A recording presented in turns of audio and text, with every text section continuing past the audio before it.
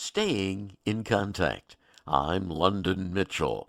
Each week, we take a few minutes to examine an issue in our community and introduce individuals working to address those issues.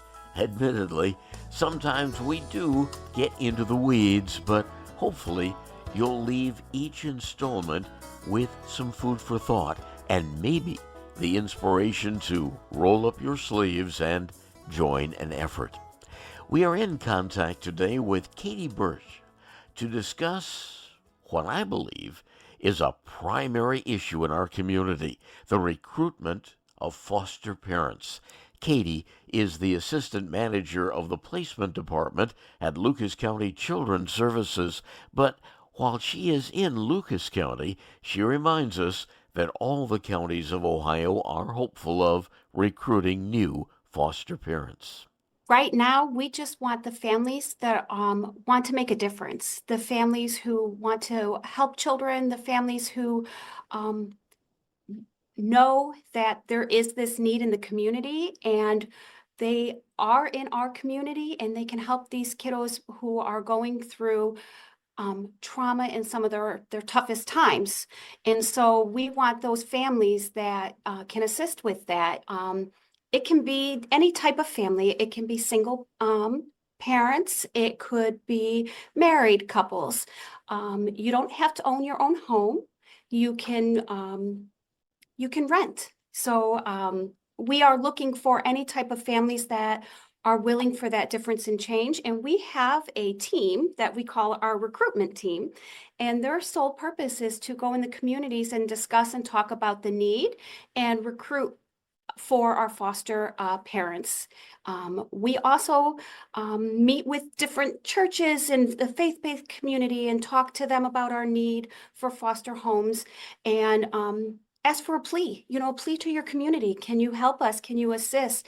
Is this something that you're interested in? Is this something that you would be good at? Is this something that you would like to do? Could you try?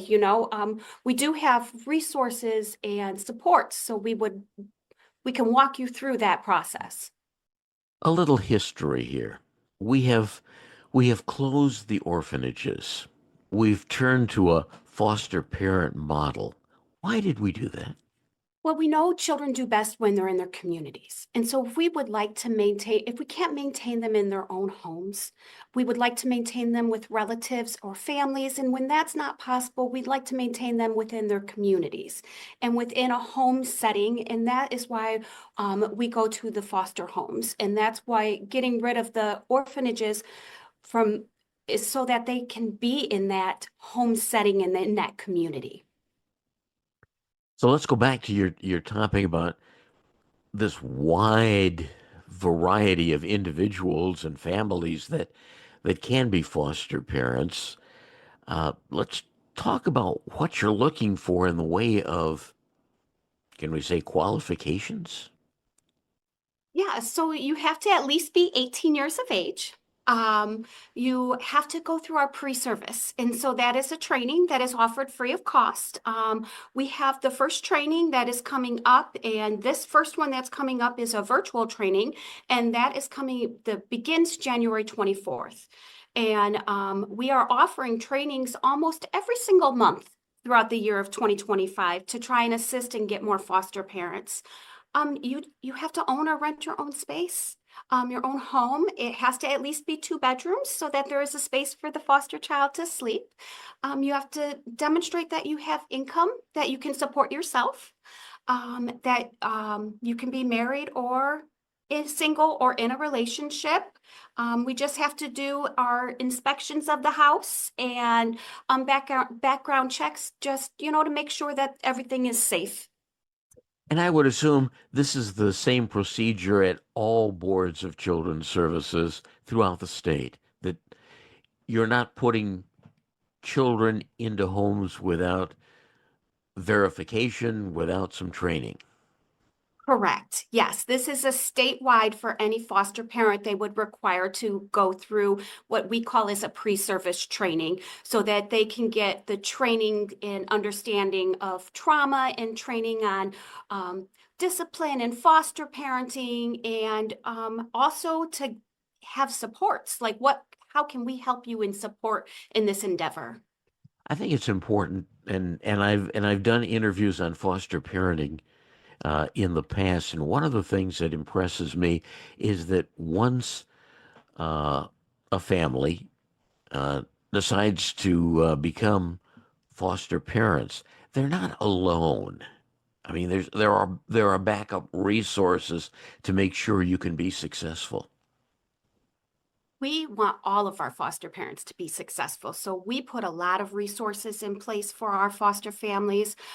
We have what we call foster caseworkers. And so they're the ones that come to the home. They talk with the foster parents. They provide us resources, assistance. We have a lot of supports for our families. We know that is needed. We know it takes a village. And so we want to make sure we are part of that village and we connect you with other foster parents who are going through this process to help you with that. And there is some financial support for foster parents available. True? Correct. We do receive financial support based on the needs of the children. Let's talk about the children.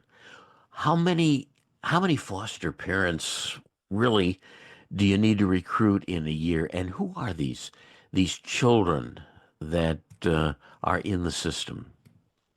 So right now, we have a lot of long-term foster parents who have been doing this for many, many years, and they are wonderful, and we love what they have done for us. So we're wanting to make sure we have a plan where we can sustain the amount of children that need homes when they are not safely able to be in their own.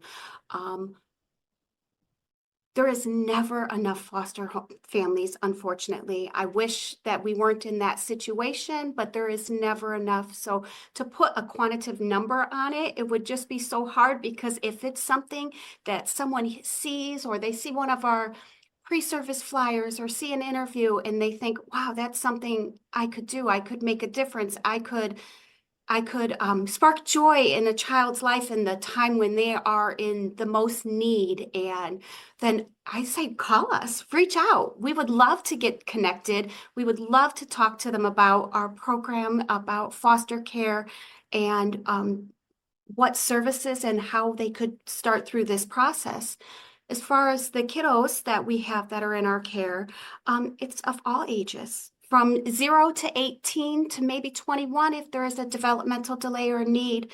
We need foster parents who can take young children to teenagers, to children that might have special needs or medical needs, which what we call our treatment foster parents. So our treatment foster parents, they're the ones that undergo a little extra training after the pre-service so they can take care of any child that might have a very specific medical need, or sometimes behavioral, or diagnosis that they need extra care for. Katie, it seems to me that being a foster parent is an important step for people, but it could be kind of scary. Talk to me about networking and again about support services that you offer. Yes, it can be scary to become a parent at any capacity, foster parent, and we want to make sure we have supports in there, because we want success of our foster parents and we want success of our youth in the homes with our foster parents. So we put supports in there as far as linkage to any community potential counseling, therapy, mental health supports. If our foster parents are working, we assist with daycare so that they can work and that they can have the care provided for the children. We link them with other foster parents. We have ongoing training. We have staff available here at our agency 24/7. If there's an issue or a concern, we have the capability to talk to our foster parent and work through those problems and help troubleshoot and see what else we can put in place. We do provide and assist with all the clothing for any of the youth. It's not the expectation that that is done by the foster parent. We do that. We provide for the clothing for them because we know kids grow and we know they grow fast. And so we provide for those things for the youth that are taking care of that foster parents are taking care of. Children need to know that there's somebody who cares, somebody who's out there for them. And maybe they've never had that experience. Maybe they've never had those feelings. Uh, Talk about the children and what they need from a foster family. So children that are coming into care through Lucas County Children's Services are children that are experiencing abuse and neglect. So they have a trauma that they have had that they need support from, guidance, um, patience, someone who won't give up on them if they have a bad day because they have been through the worst time and the worst trauma at no fault of their own. Um, Obviously, we're Lucas County Children's Services. We are tasked with the protection of the community, the children in our community, and we can't do that without our community. And that's why our foster parents are so important for us and why we maintain and try and help them throughout all these processes. Our children, um, they need stability. They need love, patience, kindness. Um, they need a home where they have their needs being met. They need someone who recognizes that they still love their parents and they still love their caregivers and their families and help them understand that we're working on trying to help the families with the concerns that were going on that made it so that they couldn't stay in their home, and maybe be a support for them when they are going to visits and meeting with their families, and listen to them because they need that. They need someone that listens.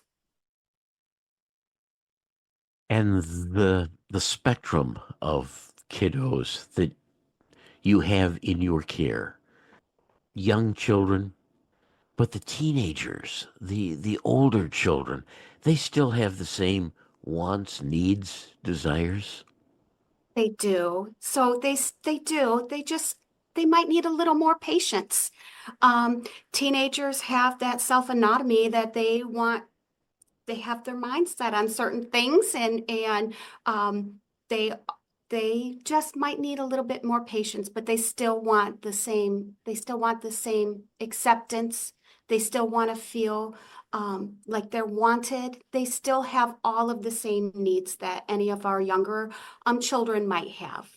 And children with disabilities as well. Oh, absolutely. Absolutely. The training is virtual, meaning it's online, it's It, convenient.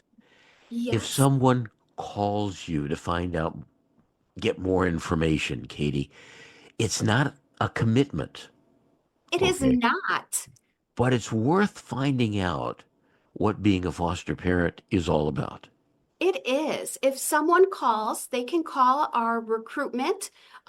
We have a whole team of recruiters, and they can call at 419-213-3336. And they can just talk about the need. What does it entail? What does the pre-service? And they can just talk things out. Just because you inquire doesn't mean that you're committed. But we look forward to discussing the needs in our community.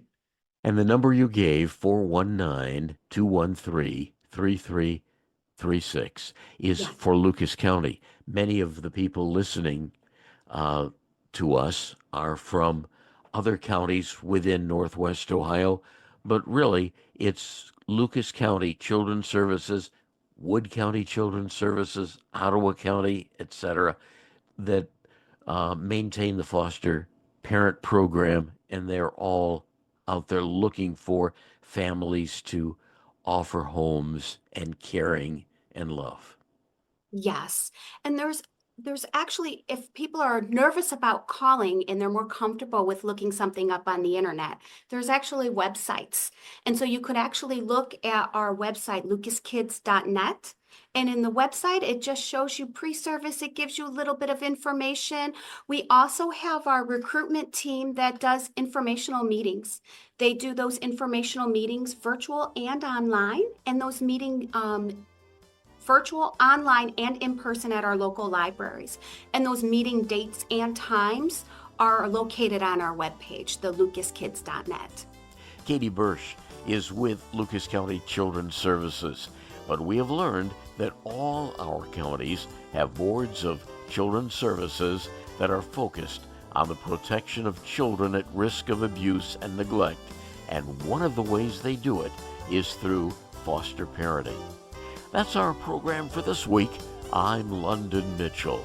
Please join us again next week as we continue staying in contact. Previous episodes of Staying in Contact with London Mitchell are available on Apple Podcasts, Amazon Podcasts, Podbean, the Suite 419 app, and londonmitchell.news.